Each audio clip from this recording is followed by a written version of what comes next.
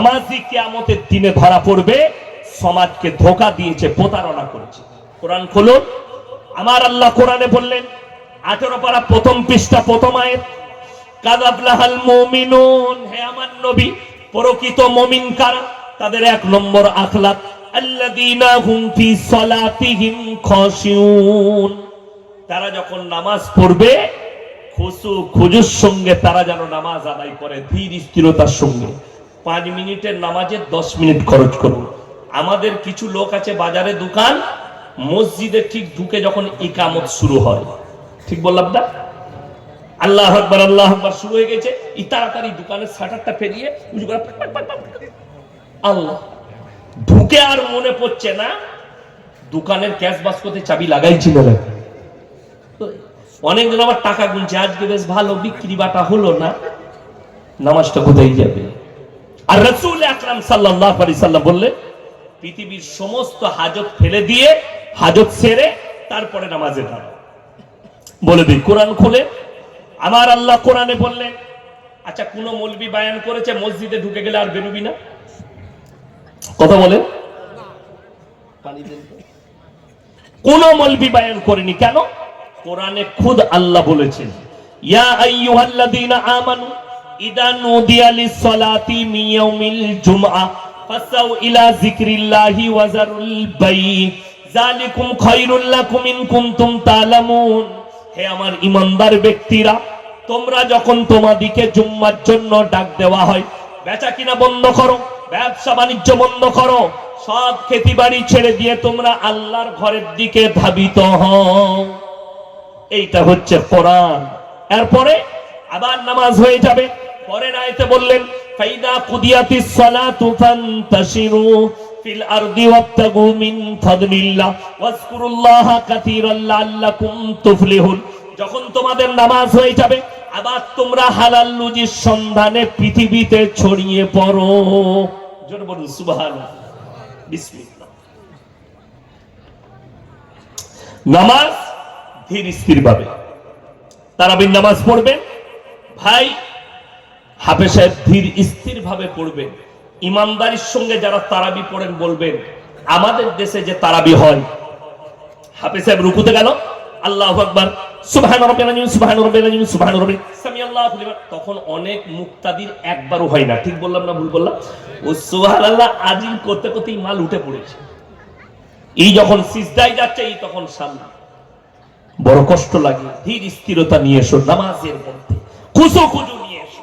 নামাজে দাঁড়ালে ফাইন্নাহু ইয়ারা, মায়েরা বোনেরা ভাইয়েরা আপনারা ভাবুন যে আল্লাহ নামাজে দাঁড়িয়েছি, নামাজ কম্পালসারি, সবাই 5 ওয়াক্তের নামাজ পড়বেন। জোরে বলুন ইনশাআল্লাহ। যার নামাজ নেই, রাসূল সাল্লাল্লাহু আলাইহি সাল্লাম বলেছেন তার মধ্যে ইসলাম নেই। যার নামাজ নেই তার ইসলাম নেই। আজকে বড় কষ্ট লাগে, আমাদের সমাজে 100 জনের মধ্যে 80 জন বেনামাজি। ঠিক বললাম না ভুল বললাম? নামাজি পড়ে না। তারা মনে করে আর কোনো গুরুত্ব নেই, তারা মনে করে আমি তো মুসলমান, আরে মুসলিম ঘরে আছি, আমি তো গরুর মাংস খাই, আমার বাপ মুসলমান, আমার মা নামাজ পড়ে। তুমি যদি এই ধারণা রাখো যে আমার পরিবার আমাকে নিয়ে যাবে কোথায়? জান্নাতে, তুমি যদি এই ধারণা রাখো আমার পরিবার দোয়া করে আমাকে পাঠাবে, মৌলবীরা আমাকে দোয়া করে জান্নাতে পাঠাবে, তো তুমি ভুল রাস্তায় আছো। তোমার আমলের দ্বারা তুমি যাবে। যদি মৌলবীর দোয়ার দ্বারা পাপ করার পরে জান্নাতে যাওয়া যায়, নবীজি সাল্লাল্লাহু আলাইহি সাল্লাম নিজের চাচাকে কলমা পড়িয়ে দিলেন। মৌলবীর দোয়ায় যদি জান্নাতে যাওয়া যায় পাপ করার পরে, পাপের সাগরে ডুবে থেকে, তা মাথায় রাখবেন হযরতে নূহ নবী নিজের ছেলেকে দোয়া করে বাঁচিয়ে নিতে পারতেন। আল্লাহ নিষেধ করেছেন দোয়া করতে পারেন। কোরআনে লাকির টানা হয়েছে, 2 জন নবীর বিবি জাহান্নামে যাবে, একজন লূত নবী আর একজন নূহ নবী। তারা নিজেদের বিবিদিকে রুখতে পারে। কোরআনে আছে ইব্রাহিম আলাইহিস সালাতু ওয়াস সালাম নিজের আব্বাজানকে দাওয়াত দিয়েছেন, ইজ ক্বালা লিআবিহি ইয়া আবাতি লিমা তা'বুদু মা লা ইয়াসমাউ ওয়া লা ইউবসিরু ওয়া লা ইউগনি আনকা শাইআ। হে আমার আব্বাজান, আপনি কাদের উপাসনা করছেন? যারা হাত পা নাড়তে পারে না, কথা বলতে পারে না, যাদের কোনো নিজস্ব ক্ষমতা নেই, আপনি তার উপাসনা করছেন। এটা শয়তানের রাস্তা। আমাকে নবী হিসাবে বিশ্বাস করুন, আমার আল্লাহর উপরে বিশ্বাস আনুন। ইব্রাহিম নবীর বাপ অস্বীকার করেছেন, বিশ্বাস করেননি। আগে চলুন আমার ভাই, কিয়ামতের দিনে ইব্রাহিম নবীর আব্বা, রিওয়ায়েতে আছে, বীর্য আকারে রক্ততে লুটোপুটি খাবে। ইব্রাহিম নবী বলবেন, আল্লাহ আমি আবার আব্বার জন্য আবেদন করতে চাই। আল্লাহ আবেদন খারিজ করে দিবেন। নূহ নবী আর লূত নবী, তাদের বিবিরা জাহান্নামী আল্লাহ লাকির টেনে দিয়েছেন। তারা কিয়ামতের দিনে নবী হওয়ার পরেও তাদের বিবিদের এতটুকু উপকার করতে পারবে না, এটা কোরআন। তারা নিজেদের বিবিদিকে, স্ত্রী দিকে জান্নাতে নিয়ে যেতে পারবে না। ফিরাউনের বিবি আসিয়া জান্নাতি আল্লাহ এলান করে দিয়েছেন, কোরআনে লাকির টেনে দিয়েছেন। কিন্তু আসল তথ্য, তার স্বামী ফিরাউন না জান্নাত পাবে, না তার জন্য তার স্ত্রী জান্নাতের আবেদন করতে পারে। আমাদের সমাজে একটা ভুল বার্তা যায়। অনেকজন বলে, কারুর বিবি যদি বেনামাজি পর্দা হয় তার স্বামীও জাহান্নামে যাবে। একদম ভুল কথা, বলাটা ঠিক হয়নি। বলাটা এরকম হতে হবে, রিওয়ায়াতটা এটা, কেউ যদি নিজের স্ত্রীকে দাওয়াত দেয়, তুমি নামাজি হও, পর্দার মধ্যে এসো, গুনার কাজ থেকে বাঁচো, সে মৃত্যুকাল পর্যন্ত যদি নিজের স্ত্রীকে দাওয়াত দেয়, সে তার কাজ সারা করলো। এরপরে যদি তার স্ত্রী কবুল না করে, তার জন্য দায়ী তার স্ত্রী হবে। কোন স্বামী, কোন ভাই, কোন বাপ, সে যদি তার মেয়েকে, কেউ যদি তার বিবিকে, কেউ যদি তার বোনকে যদি পর্দার আদেশ না করে, নামাজের আদেশ না করে, দাওয়াত না দেয়, তখন আল্লাহ তাদেরকে পাকড়াও করবে। কেন? তোমার চোখের সামনে তোমার বিবি বেপর্দা ছিল, তুমি কিন্তু বলনি, তুমি দাওয়াত দাওনি। আপনার কি মনে হচ্ছে আপনি যদি মিথ্যা বলেন আল্লাহ জানবেন না? অনেকজনের মনে মনে হচ্ছে আমি কিয়ামতের দিনে আমার জিনিসকে গোপন করব। আল্লাহর কসম করে বলছি, গোপন করার কোনো রাস্তা নাই। যদি বলেন কেন? এমনও কিছু পাপী থাকবে আল্লাহ তাদেরকে জবান দিয়ে কথা বলতে দিবেন না। সূরা ইয়াসিন, আল ইয়াউমা নাখতিমু আলা আফওয়াহিহিম ওয়া তুকাল্লিমুনা আইদিহিম ওয়া তাশহাদু আরজুলুহুম বিমা কানু ইয়াকসিবুন। আমি তাদের জবানগুলো সিলাই করে দেব, তাদের হাত কথা বলবে, তাদের চোখ কথা বলবে, ঠোঁট কথা বলবে, তাদের অঙ্গ প্রত্যঙ্গকে আমি আল্লাহ কথা বলার যোগ্যতা দান করব। তারা কথা বলতে শুরু করবে, আপনার আঙ্গুল কথা বলবে, আপনার হাত কথা বলবে, আপনার অঙ্গ প্রত্যঙ্গরা কথা বলবে, তোমার জুবানকে সিলাই করবেন আল্লাহ। আপনারা কি মনে করছেন আল্লাহ হিসেব নেবেন এইভাবে? এই তুমি কি কি করেছো, তোমার খাতাটা খোলা হচ্ছে, তুমি শোনো না। আল্লাহ কোরআনে বলেছেন হিসেব কিয়ামতের দিনে নারী পুরুষের নেওয়া হবে। শুনেলেন, ইকরা কিতাবাক কাফা বিনাফসিকা আল-ইয়াওমা আলাইকা হাসিবা মান ইহতাদা ফাইন্নামা ইয়াহতাদি লিনাফসি ওয়া মান দাল্লা ফাইন্নামা ইয়াদিল্লু আলাইহা ওয়া লা তাজিরু ওয়াজিরাতুন বিজরা উখরা ওয়া মা কুননা মুআযযিবিনা হাত্তা নাবআসা রাসূলা। হে আমার বিশ্বনবী, পৃথিবীর মানুষকে বলো, ইকরা কিতাবাক কাফা বিনাফসিকা আল-ইয়াওমা আলাইকা হাসিবা। প্রত্যেকটা নারী পুরুষের হাতে তাদের আমলনামা দেওয়া হবে এবং বলা হবে তোমরা নিজের মুখে পড়ে শোনাও। সবাই হাত তুলে বলুন তো, নামাজ আজ থেকে কেউ কাজা করবো না, জোরে বলুন ইনশাআল্লাহ। মা বোনের দিকে নামাজের তাকিদ দেন, ফ্যামিলিতে নামাজ নিয়ে আসুন। রাসূল সাল্লাল্লাহু আলাইহি সাল্লামের হাদিস, যারা 5 ওয়াক্তের নামাজ পড়বে আল্লাহ তাদের রুজিতে কোনোদিন কমি দিবেন না। জোরে বলুন সুবহানাল্লাহ। আল্লাহ তাদের রুজিতে কোনোদিন কমি দিবেন না। আগে চলুন আমার মুসলমান ভাই, আল্লাযী ওয়া মিম্মা রাযাকনাহুম ইউনফিকুন, আল্লাহ যে রিজক দান করেছে সেখান থেকে তোমরা ব্যয় করো। আল্লাহ যে হালাল রুজি দিয়েছে। আজকে বলুন, আপনি মাঠে চাষ করলেন, আপনার 100 খানা ধান হলো, আপনি ফুলকপি লাগিয়েছেন 1 লাখ টাকা লাভ করেছেন, আপনি বাঁধাকপি লাগিয়ে 1 লাখ টাকা লাভ করেছেন। সেই টাকাটা আপনি মনে করলেন শেষ হয়ে যাবে নাকি? কি করলেন? ওই টাকাকে আপনি সুদের উপরে ছড়িয়ে দিলেন। সুদ ইসলামে হারাম না হালাল? হারাম। হালাল টাকাকে হারাম জায়গায় ইউজ করা, আল্লাহ কোরআনে বললেন তোমরা আমি যে রিজক দান করেছি সেখান থেকে ব্যয় করো, সংসারে খরচ করো, দান খয়রাত করো, আল্লাহ খায়ের বরকত দিবে। আমাদের সমাজে ভালো খাওয়াটা ইসলামে ম্যাটার নয়, ইসলামে মেটার করছে হালাল খাবার, ভালো মন্দ, মুরগি মুসাল্লাম, দামি খাবারটা ইসলামে মেটার নয়। ইসলামে মেটার হচ্ছে যেটাই খাবেন, দামি হোক কমা হোক, হালাল খাবার হতে হবে, এইটাই ইসলামে মেটার করছে।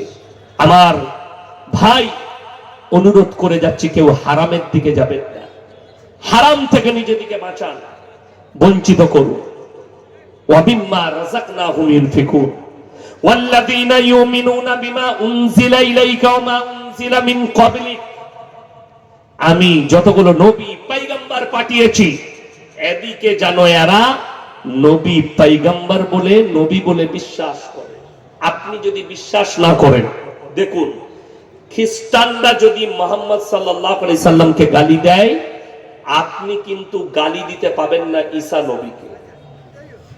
আমাদের অনেক মুসলিম অজ্ঞ, সাধারণ যারা যুবক আছেন, যুবতী আছেন, পড়াশোনা করেন, ব্যবসা করেন, যাদের কাছে দ্বীনি ইলম নাই, তারা বিশেষ করে শুনে যান, কোরআনে আল্লাহ তাআলা এত সুন্দর উপদেশ দিয়েছে, ওয়ালা তাসুব্বুল্লাযীনা ইয়াদউনা মিন দুনিল্লাহি ফায়াসুব্বুল্লাহা আদওয়াম বিগাইরি ইলম।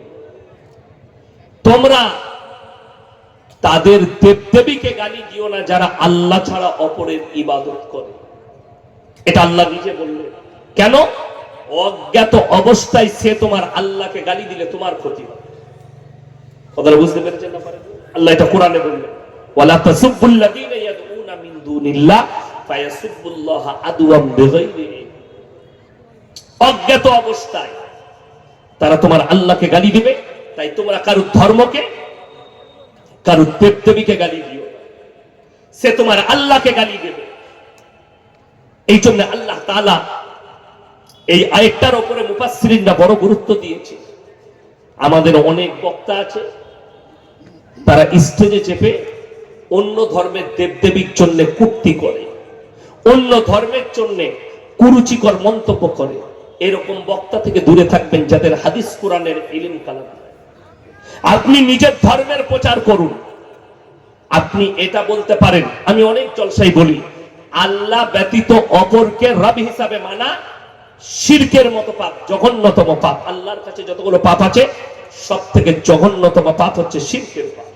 আল্লাহ ব্যতীত গাছকে সিজদা করা, আল্লাহ ব্যতীত কবরকে সিজদা করা, আল্লাহ ব্যতীত কবরের কাছে চাওয়া, আল্লাহ ব্যতীত গাছের কাছে চাওয়া, আল্লাহ ব্যতীত কোনো পীরের কাছে চাওয়া, আল্লাহ ব্যতীত কোনো মূর্তির কাছে চাওয়া, কোনো পাথরের কাছে চাওয়া, আগুনের কাছে চাওয়া, সূর্যের কাছে চাওয়া, চন্দ্রের কাছে চাওয়া, এগুলো হচ্ছে মারাত্মক শিরক। আল্লাহ সব গুনাহ ক্ষমা করবেন। কেউ যদি জেনে শুনে আল্লাহর সঙ্গে কেউ শরীক করে, শিরক করে, এই গুনাহ আমার আল্লাহ জীবনে ক্ষমা করবেন না। আপনি এই দাওয়াতটা দিতে পারেন কার কাছে? প্রত্যেকটা পৃথিবীর মানুষের কাছে। তোমরা অন্য, কিন্তু আপনি কারো দেবদেবীকে গালি দিতে পারেন না, কারো ধর্মকে গালি দিতে পারেন না। সে জানেই না, আল্লাহ সম্পর্কে তার জ্ঞান নেই, রাসূল সম্পর্কে জ্ঞান নেই, সে তোমার আল্লাহকে গালি দিয়ে বসলে ক্ষতিটা তোমার হবে। ইসলাম এত সুন্দর, আল্লাহর নবী জনাবে মুহাম্মদুর রাসূলুল্লাহ, সকলে বলেন সাল্লাল্লাহু আলাইহি সাল্লাম, তিনি সম্প্রীতি বুঝিয়েছেন, যে মুসলিমদের সম্প্রীতি। হে নবী, নবী বললেন, হে আমার সাহাবীরা শোনো, তোমরা এমন একটা চরিত্র ব্যবহার করো, যে চরিত্রের দ্বারা পৃথিবীর মানুষ যেন লাভবান হয়। তোমার বাড়ির পাশে তোমরা লক্ষ্য করো না, সে খ্রিস্টান হোক, দলিত হোক, আদিবাসী হোক, হিন্দু হোক, যে ধর্মেরই মানুষ হোক, সে যদি ক্ষুধার্ত হয় খাবার দাও, বস্ত্রহীন হলে বস্ত্র দাও, বিপদে পড়লে তার পাশে দাঁড়াও। এইটা হচ্ছে রাসূল সাল্লাল্লাহু আলাইহি সাল্লামের আখলাক। আমার ভাই, অনুরোধ করে বলে যাচ্ছি আপনাদের সকলকে, সবাই দ্বীনের উপরে প্রতিষ্ঠিত হবে, জোরে বলুন ইনশাআল্লাহ। নামাজটাকে নামাজের মতো করে নেন, মাজাক বানাবেন না, নামাজের মাজাক করবেন না। আজানটাকে শরীয়তের একটা গণ্ডি মনে করুন, মাজাক বানাবেন না। পয়সা 10 টাকা বেশি খরচ হোক, নামাজটা সুন্দর হোক, আজানটা সুন্দর হোক। জানেন, সাইয়েদনা বেলাল হাবশী রাদিয়াল্লাহু তাআলা আনহু, আপনার চোখ দিয়ে পানি আসবে। নবীজি যেদিনে দুনিয়া ছেড়েছে, আজান দিতে গিয়ে 11 বার বেহুশ হয়েছিলেন হযরতে সাইয়্যিদনা বিলাল হাবশী রাদিয়াল্লাহু তাআলা। দুঃখে বেদনায় 11 বার বেহুশ হয়েছিলেন। 3 দিন পরে মদিনা ছেড়ে শাম দেশে চলে গেলেন। তিনি স্বপ্নে দেখলেন, নবীজি স্বপ্নে বললেন, হে বেলাল, এই 3 বছরে কি তোমার আমাকে একবারও মনে পড়েনি? হযরতে বেলাল সফর শুরু করলেন ফজরের সময়। তারপরের দিন ফজরের সময় এসে পৌঁছালেন তাহাজ্জুদের ওয়াক্ত। হযরতে সাইয়্যিদনা বেলাল হাবশী রাদিয়াল্লাহু তাআলা আনহু মদিনায় পৌঁছে গেলেন। যখন সাহাবীরা দেখলেন হযরতে হোসেন রাদিয়াল্লাহু তাআলা আনহু জড়িয়ে ধরে কাঁদলেন আর বললেন, হে বেলাল, কতদিন তোমার গলার ওই মধুর্য আওয়াজ শুনিনি, আজকে তুমি আজানটা দাও। বেলাল হাবশী বললেন, হে হোসেন, আমাকে অনুরোধ করো না। যেদিন নবীজি দুনিয়া ছেড়েছেন আমি আজান দিতে গিয়ে 11 বার বেহুশ হয়েছি, আমাকে অনুরোধ করো না। হযরতে হোসেন বললেন, আমার মনকে তুমি ভেঙে দিবে? আমার মন ভেঙে গেলে আমার নানাজি কষ্ট পাবে, নবীজি কষ্ট পাবে। বেলাল হাবশী আজান দিতে শুরু করেছেন। মদিনার গলিতে রওশন দান মানে হচ্ছে পর্দা। যেদিন থেকে পর্দা ফরজ হয়েছিল নারীদের জন্য নবীজির যাওয়া নাই। সাহাবীর বিবিরা, নবীর বিবিরা পায়ের নখটা পর্যন্ত হুজরাখানা থেকে বার করেননি। হযরতে সাইয়্যিদনা বেলাল হাবশী যখন প্রথম ডাক দিয়েছেন আল্লাহু আকবার বলে, রওশন দান থেকে মেয়েরা বেরিয়ে গেছে। মদিনার গলিতে কান্নার রোরহাট। তারা বলছে, আজকে বেলালের আওয়াজ শুনতে পেয়েছে আজানের, মনে হচ্ছে যেন নবীজি দুনিয়াতে জীবিত আছেন, আর সবাই কান্নার রোরহাট দিচ্ছে। হযরতে সাইয়্যিদনা বেলাল হাবশী রাদিয়াল্লাহু তাআলা আনহু যখন বললেন আশহাদু আন্না মুহাম্মাদার রাসূলুল্লাহ, বেহুশ হয়ে পড়ে গেলেন আজান দিতে গিয়ে। যখন হুঁশ ফিরেছে, হযরতে হোসেন বললেন, হে বেলাল, তুমি যখন বললে আশহাদু আন্না মুহাম্মাদার রাসূলুল্লাহ, তখন তুমি বেহুশ কেন হলে? বললে, আল্লাহর কসম, আমি যখন আজান দিতাম আর যখন বলতাম আশহাদু আন্না মুহাম্মাদার রাসূলুল্লাহ, আমি আমার রাসূলকে মিম্বারে দেখতে পেতাম। আজকে আমি আমার রাসূলের রওজা মুবারক দেখতে পেয়েছি, আজকে আমি বরদাস্ত করতে পারিনি। এত মহব্বত নবীজির সঙ্গে। যেদিনে নবীজি দুনিয়া ছেড়েছেন, খবর হয়ে গেল সাহাবীদের কাছে। হযরতে উমরে ফারুক রাদিয়াল্লাহু তাআলা আনহু তিনি গর্জন দিয়ে বললেন, কেউ যদি বলো নবীজি দুনিয়া ছেড়েছে, আমি বরদাস্ত করতে পারবো না, তাকে টুকরো টুকরো করে দেব। হযরতে আবু বকর সিদ্দিক রাদিয়াল্লাহু তাআলা আনহু বুকে জড়ালেন আর বললেন, হে উমর, এই কথা বলো না, কোরআনকে মিথ্যা বলা হবে। কোরআনে আছে কুল্লু নাফসিন যায়কাতুল মাউত, যতগুলো জানদার দুনিয়ার বুকে এসেছে মৃত্যুর স্বাদ গ্রহণ করতেই হবে, এটা কোরআন। আমি আপনাদেরকে অনুরোধ করে বলে যাচ্ছি, দুনিয়ার রং লীলা যেটা দেখছেন সেই দিনে শেষ হবে, যেদিনে মনে হবে আপনার কাছে মৃত্যুর তাণ্ডব চলে এসেছে। আল্লাহ ওই জন্য কোরআনে বলে, ওমাল হায়াতুদ দুনিয়া ইল্লা মাতাউল গুরুর, এই দুনিয়ার জীবনটা তোমাদের জন্য সম্পূর্ণ ধোঁকা। তুমি ধোঁকায় পড়ে আছো।